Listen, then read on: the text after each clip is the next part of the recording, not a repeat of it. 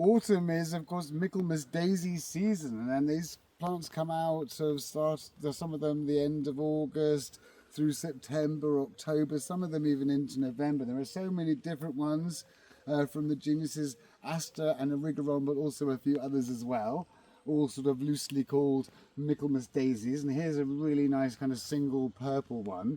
Sometimes you can get ones that only get a foot high. You get other ones that get about 6 or 7 feet even. Most of them are about 3 feet tall. So this one here is like a 3 foot high one. And then here, this one's more like 5 foot.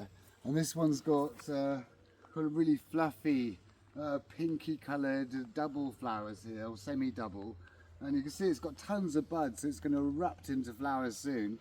And there's just in here, I don't know if you can see, there's a little one, you know, with little flowers like that.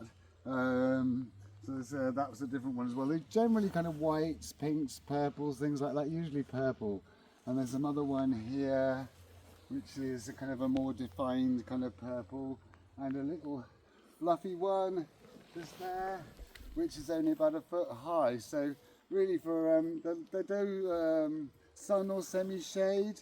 Yeah, you can usually eat them. Sometimes you can eat them. They're a bit different. There's lots of different ones, but usually you can eat the shoots and the flowers and things. But not.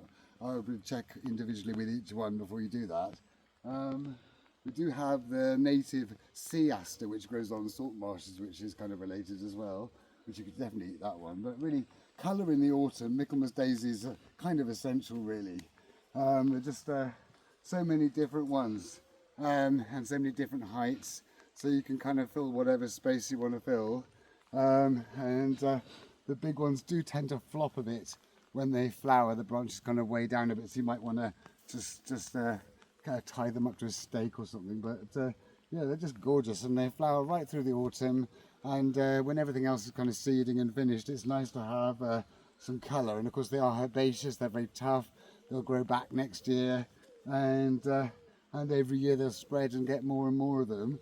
So yeah, it's really worth considering having some kind of Michaelmas daisy.